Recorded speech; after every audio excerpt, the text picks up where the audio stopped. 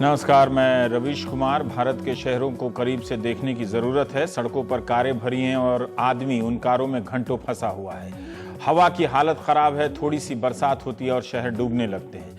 भारत का ऐसा कोई भी प्रमुख शहर नहीं है जो बचा है, जो ट्रैफिक जाम और प्रदूषित हवा से कराह नहीं रहा हो। हमें लगता है कि यह कोई वक्ती समस्या है, मगर अब यह मान लेना चाहिए कि हमारे शहर दम तोड़ने के कगार पर हैं। इन्हें बेहतर बनाए जाने की बातें अखबारों में ही होती हैं, ज़मीन पर कम ही दिखता है। एक दो प्रयोग सफल होते हैं, उन्हीं को लेकर सारी हर तरह की नारेबाजी हो जाती है। अवसर भी इन्हीं शहरों में है, तो जाहिर है आबादी का दबाव भी यहीं बढ़ेगा। 20 साल से शहर की सुविधाओं का निजीकरण किया गया, शायद और निजीकरण की कोई तरकीब निकाली जा रही होगी, मगर इस प्रक्रिया में निगमों के प्रशासन में जो कमजोरी आई है उससे समस्या और भी बढ़ी है।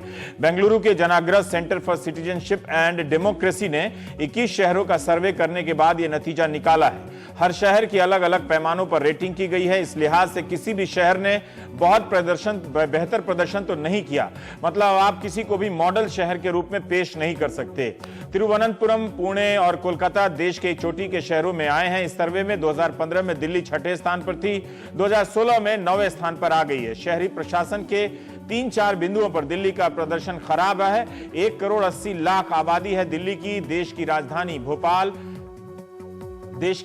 है ये, भोपाल और कानपुर से भी पीछे है। ये सुनकर कानपुर वालों को खुश होने की जरूरत नहीं है। बृहन मुंबई नगर पालिका चुनाव के वक्त हमने बताया था प्राइम टाइम में ही कि कानपुर के पास राजस्व वसूली के कानून मुंबई से बेहतर हैं, मगर यहाँ इस शहर में मकान जितने हैं उसकी अनुपात में, उसके संख्या के अनुपात में प्रॉपर्टी टैक्स की वसूली कम होती है। दिल्ली को नगर योजना के मामले में सबसे अधिक अंक मिले हैं।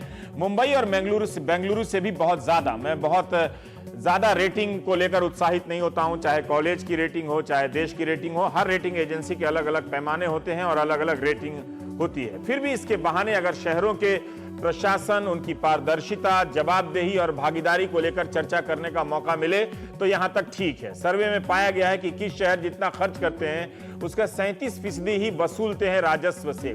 पटना तो जो मेरा शहर है खुद से 17% ही वसूल पाता है। हर मामले में ये पीछे है। इस शहर को भी ऑपरेशन की बहुत जरूरत है। मुंबई, हैदराबाद और पुणे ये 3 शहर हैं जो अपने खर्चे का 50% वसूल लेते हैं, खुद जुटाते हैं। सर्वे में कहा गया है कि भारत का कोई भी शहर लंदन और न्यूयॉर्क का मुकाबला नहीं कर सकता। यह कहते हुए मैं नहीं जानता कि लंदन और न्यूयॉर्क की अपनी क्या नई समस्याएं हैं। इस सर्वे के लिए बनाए गए पैमाने के लिए 10 नंबर रखे गए। भारत के किसी भी शहर ने 4.1 अंक से ज्यादा हासिल नहीं किए, जबकि लंदन और न्यूयॉर्क को इसी सर्वे के पैमाने पर 10 में से 9.4 और 9.7 अंक मिले, जैसे सीबीएसई के रिजल्ट में मिलते हैं 99.9% वाला। किसी भी भारतीय शहर के पास मास्टर प्लान के उल्लंघन को रोकने की ठोस नीति नहीं है। हर शहर में अनधिकृत कॉलोनियां पनप रही हैं। इस मामले में भारत के सभी शहर को 0 अंक मिले हैं। अनधिकृत कॉलोनी और झुग्गियों को पेश करने की अपनी राजनीति है। दिल्ली में ही 60 से 70% लोग झुग्गी जैसी जगहों में रहते हैं। इनका मामला सिर्फ वैध और अवैध के चश्मे से नहीं देखा जा सकता। बहरहाल अतिक्रमण भी एक सच्चाई है जिसका फायदा गरीब लोगों से ज्यादा अमीर और प्रभावशाली लोग उठाते हैं। जैसे पूरे शहर की सार्वजनिक जगह को लोगों ने अपनी कारों से कब्जा कर रखा है। मोहल्ले के मोहल्ले जाकर देखिए, चलने फिरने की जगह नहीं है, वहां पर लोगों ने उन जगहों पर कारें खड़ी कर दी हैं। हम इस अतिक्रमण को कभी नहीं देखते, ना दिखाई देता है, मगर झुग्गी में रहने वाले लोगों को, चूंकि वो कमजोर हैं और गरीब हैं, उन्हें हम समस्या के रूप में देखते हैं। इसलिए कहा कि किसी झुग्गी को देखने का नजरिया अपने आप में राजनीतिक नजरिया हो सकता है। 2014 में बेंगलुरु म्युनिसिपल कॉर्पोरेशन ने 400 इमारतों का सर्वे किया गया। इसी सर्वे का ये हिस्सा है। फिर सिर्फ 3 इमारत ने नियमों का पालन किया। ये आपके नगर के प्रशासन की हालत है। इसलिए गरीब और कमजोर लोगों की तुलना में साधन संपन्न लोग जो खुद को टैक्स देने वाला कहते हैं वो नियमों को ज्यादा तोड़ते हैं, वो ज्यादा अतिक्रमण करते हैं। उनकी कॉलोनी की सड़क सरकार के पैसे से बनती है, मगर गेट लगाकर वो आम लोगों के लिए बंद कर देते हैं। ये तब है जब 1% लोग भी इस देश में टैक्स नहीं देते। हम बात करेंगे कि क्या जिन लोगों ने लीगल तरीके से मकान बनाए हैं क्या वे सभी हाउस टैक्स देते हैं? खुद से पूछिए।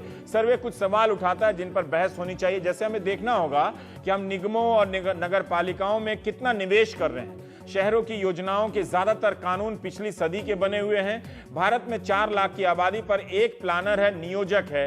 अमेरिका में 4 लाख पर 48 और ब्रिटेन में 148 प्लानर हैं। प्लानर की क्या भूमिका है, क्या हम एक नागरिक के तौर पे ठीक से जानते हैं? कम से कम पत्रकार के तौर पे मैं कम जानता हूं। ऐसा नहीं है कि शहरों को लेकर कुछ नहीं हो रहा है, मगर कुछ काम यहां अच्छा हो रहा है, कुछ वहां हो रहा है। सिस्टम के स्तर पर व्यापक रूप से बदलाव की शुरुआत नहीं हुई है। यह बात कोई आज नहीं उठ रही, नहीं जनाग्रह ने पहली बार उठाने की कोशिश की है, बल्कि आप मुंबई, दिल्ली, बेंगलुरु, पुणे, कोलकाता जैसे बड़े शहरों के अखबार उठाकर देखें तो उनमें निगमों की समस्याओं को लेकर खूब चर्चा होती है। आप ही ध्यान नहीं देते, जबकि घंटों जाम में रहते हैं।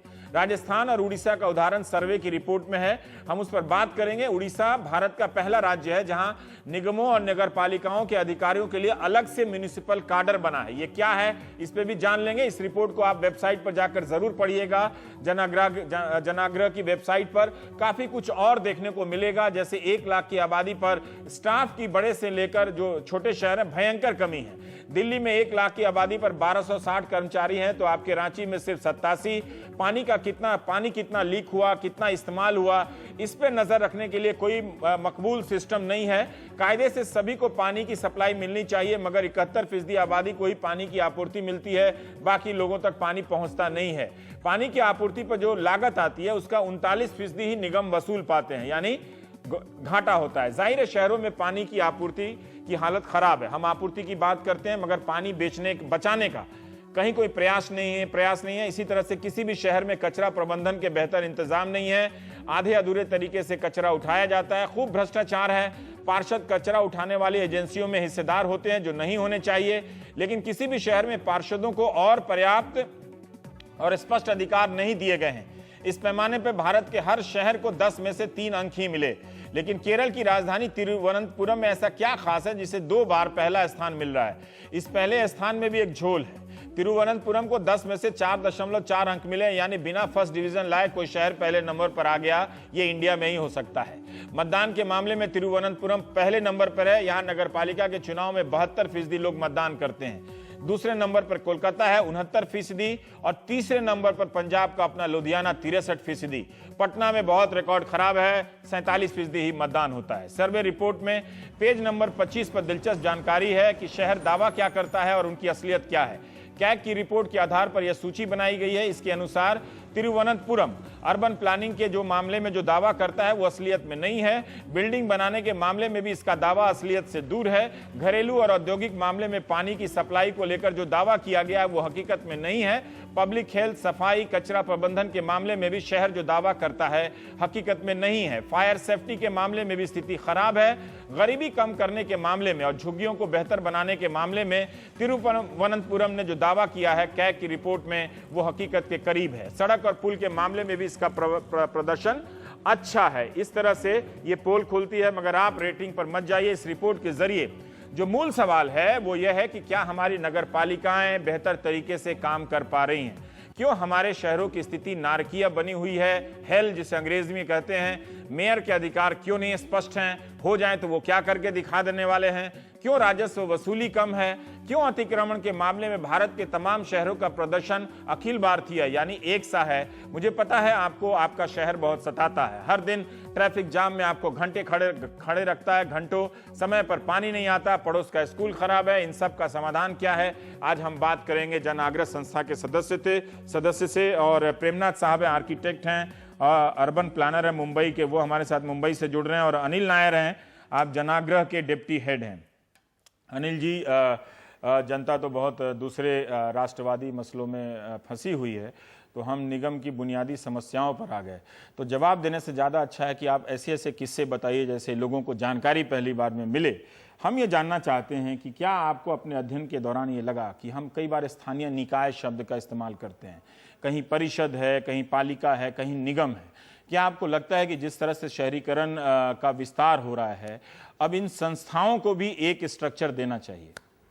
बिल्कुल। तो एक आपने जो रिपोर्ट की जिक्र किया आपने, हमने एक स्टडी किया कि अलग अलग राज्य में इंडिया में किस तरह से अर्बन का डेफिनेशन किस तरह से अलग अलग है। तो आप देखेंगे कि यूपी जैसे स्टेट में एक डेफिनेशन के हिसाब से वो अर्बन वो जो पॉपुलेशन है उनका कहते हैं कि क्या percentage of population is under urban, whereas Kerala आप देखेंगे लगभग 7 क्राइटेरिया होगा उनके पास जो अर्बन डेफिनेशन के लिए।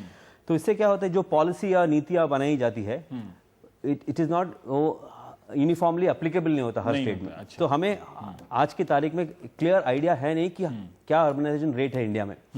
हालांकि स्टैट्यूटरी डेफिनेशन के हिसाब से 26% है अर्बन, सेंसस के हिसाब से 31% वो है। सब छोड़ दीजिए, उसको वैसे ही डेटा है सब। वो सारा डेटा देने के बाद कहते हैं कि इंडिया में डेटा कलेक्शन ठीक बिल्कुल आज के डेट में डेटा हटाइए, फर्जी मामला है उसका। तो जैसे आप कह रहे थे आज के डेट में एक क्लियर डेफिनेशन ही नहीं हमारे पास जो अर्बन जो एप्लीकेबल हो सारे राज्य में।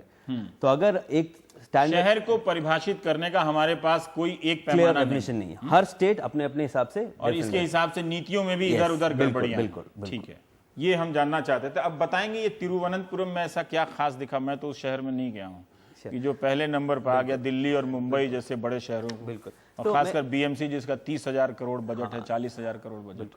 तो मैं एक चीज आपके दर्शकों के लिए बताना चाहता हूँ कि हम ये नहीं देख रहे हैं कि शहर में रास्ता ठीक है कि नहीं, बिजली ठीक है कि नहीं। हम ये देख रहे हैं कि जो नीति और कानून है जिसके स्तर पर ये शहर चल रहा है, जो जिसकी गवर्नेंस हो रही है, उसका क्या रेटिंग है। अच्छा। तो इसमें आप ट्रिवेंड्रम में आप अगर ध्यान देंगे जो सेक्शन वाइज स्कोर है हमारा, जो स्टडी में 4 स्पेसिफिक कंपोनेंट्स है।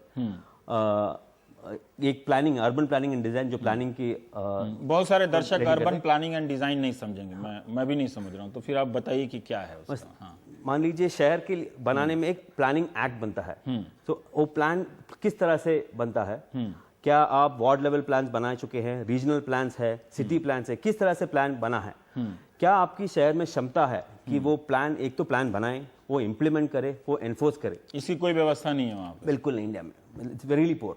आप जैसे कह रहे हैं नंबर ऑफ प्लानर्स, तो जब यही मूल नहीं है तो फिर उसको नंबर देने की ही क्या जरूरत है ना? यस। अब ये गड़बड़ी तिरुवनंतपुरम में भी आपको तिरुवनंतपुरम में भी है, लेकिन खासकर जो हमारे 4 कंपोनेंट्स में 2 कंपोनेंट जो है, एक सियासत regarding democracy and empowered legitimate participation, एक वो, और transparency, accountability and participation. In 2 component में Trivandrum has done very well. And specifically आप एक चीज तो स्पेसिफिकली ट्रिवेंड्रम यूनिक है कि स्टेट में ट्रिवेंड्रम ही एक शहर ऐसा है जो ओम्बड्समैन एक पोजीशन है, अच्छा, similar to Lokpal, Lokpal, but it is specific to service delivery के स्पेसिफिक। अच्छा, बाकी शहरों में स्टेट उदाहरण ऑन सर्विस डिलीवरी, मान लीजिए आप बिजली नहीं आ रहा या रोड ठीक नहीं है, तो एक ओम्बड्समैन उन्होंने बना है एक्ट के तहत, जो सिटीजन जाके कंप्लेन कर सकता है। और यहाँ पे करप्शन है, हमें बिजली नहीं मिल रही है या सड़क, not corruption alone, it could be service delivery. अच्छा, सर्विस जो 30 दिन के अंदर सर्विस मिलनी चाहिए थी वो नहीं मिल रही, क्योंकि क्या वो ओम्बुड्समैन जो है लोकपाल है वो काम करता है ढंग से? हाँ, Trivandrum is one of the few city, actually एक तो है लॉ के हिसाब से ओम्बड्समैन, और एक्चुअली दे स्टाफ भी है, मतलब हमेशा एक ओम्बड्समैन रहता है उनके पास, रहता है। और इसका असर क्या हुआ है जो सेवा देने वाले एजेंसी हैं, जैसे कोई शिकायत लेके गया कि भाई आप बिजली नहीं दे रहे हैं, पानी नहीं आ रहा है, तो ये लोकपाल होने का क्या असर? तो हमारी फ्रॉम सर्वे के हिसाब से हम समझते हैं कि ये एक मिनिमम क्राइटेरिया है। तो हमने ये क्राइटेरिया में एसेस हमने नहीं किया कि इसका इम्पैक्ट क्या हो रहा है। तो हमने, जैसे कि मैंने कहा, जिससे नीति और कानून जो है जो बनना चाहिए हमारे शहर अच्छे क्वालिटी ऑफ लाइफ देने के लिए, उसकी हम एसेस कर रहे हैं। ठीक है, प्रेमनाथ जी हमारे साथ हैं। आपका तो लंबा पुराना अनुभव रहा होगा, सब तो राजदार होंगे ही आप, जो नगर पालिकाएं कैसे काम करती हैं, कैसे नक्शे पास होते हैं वगैरह वगैरह। क्या आप बता सकते हैं कि अगर म्यूनिसिपैलिटी को और अधिकार मिलते या ज़्यादा अधिकार मिलते तो इस तरह से जो शहरों में इंक्रोचमेंट होता है, बगैर किसी नियम कानून के मकान बन जाते हैं, बिल्डिंग लॉज जो हैं उनका फॉलो नहीं किया जाता है, इन सब में हम कुछ बेहतर प्रदर्शन कर पाते? सर, पहले तो मैं बधाई दूंगा अनिल जी को, उन्होंने जो रिपोर्ट बनाई है बहुत अच्छी सोच समझ के बनाई है, काफी अच्छा सर्वे किया है। मैं 50 साल से देख रहा हूँ, बॉम्बे नगरी में रहता हूँ। बॉम्बे नगरी बड़ी सुंदर थी, वहाँ कोई समस्या नहीं थी, और वहाँ पर कभी भी कोई भी परमिशन लेना हो, काम करना हो, सब लोग नागरिक लोग भी अच्छा सफाई करते थे, नगरी साफ सुथरी रहती थी, वहाँ धुलाई होती थी, कभी नाले कभी गंदे नहीं होते थे, सड़कें कभी खराब नहीं होती थी।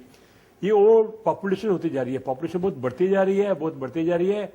उसका कोई बंदोबस्त नहीं किया म्यूनिसिपैलिटी ने।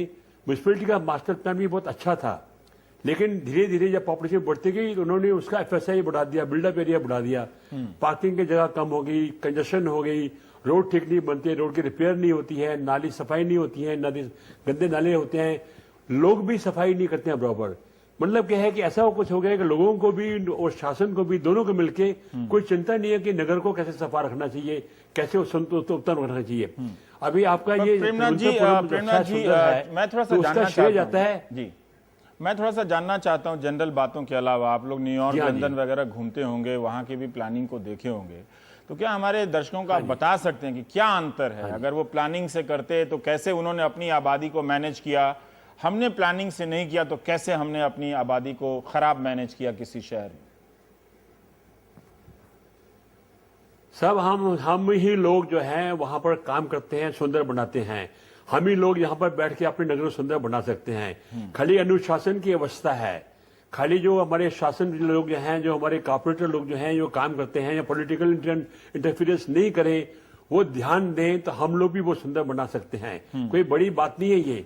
हमारे पास बहुत पैसे की भी कमी नहीं है। बॉम्बे नगरी में हम लोग पैसा खर्च करते हैं 25,000 रुपीज, 25,000 रुपये खर्च करते हैं पर कैपिटा अपनी पॉपुलेशन को, नगर को सफाई करने के लिए। लेकिन कहाँ रहता है? क्योंकि पॉलिटिकल इन्फ्लुएंस हो गई है, करप्शन हो गई है, कोई ध्यान नहीं करता है, लोगों की वैल्यू कम हो गई है, लोगों के पास समय नहीं है, और पॉपुलेशन हो गई है, उसकी वजह से किसी को ध्यान नहीं रहता है। तो ये हमारा शासन थोड़ा कड़क होना चाहिए, स्ट्रिक्ट होना चाहिए। हमारे जो नगर पालक हैं उनको ध्यान देना चाहिए। हमारे अर्बन प्लानर से हमने काम कर चुके, हम प्लान कर दिए हमने, लेकिन उसको क्यों छेड़खानी की जाए, उसको क्यों इंटरफियर किया जाए, उसमें क्यों बढ़ाया जाए, रिएक्ट नहीं बढ़ाए। गरीब लोगों के घर क्यों नहीं बनते यहाँ पर, क्यों झोगी झोपड़ी होनी चाहिए? मेन बात तो यह है कि नगर में कोई सुविधा नहीं है। गरीब लोग के लिए जो घर होने चाहिए, जो सरकार को बनाने चाहिए, वो नहीं बनाए तो झोपड़ी बन जाती है, स्लम बन जाते हैं। जब स्लम बन जाते हैं, चोरी चकारी होती है, बिजली चोरी होती है, पानी चोरी होता है, कचरा होता है, फिर वोट के बाद चक्कर के तो सफाई नहीं करती उसकी, आज चलता जाता है। सब लोग अच्छा कोई बात नहीं, चलने दो। अब इनको कोई मुकाबला नहीं है भी हम किसी इंटरनेशनल सिटी के साथ में हमको नगर को सुंदर करना है, तो हम कर सकते हैं, कोई बड़ी मुश्किल बात नहीं है ये बहुत आसान काम है।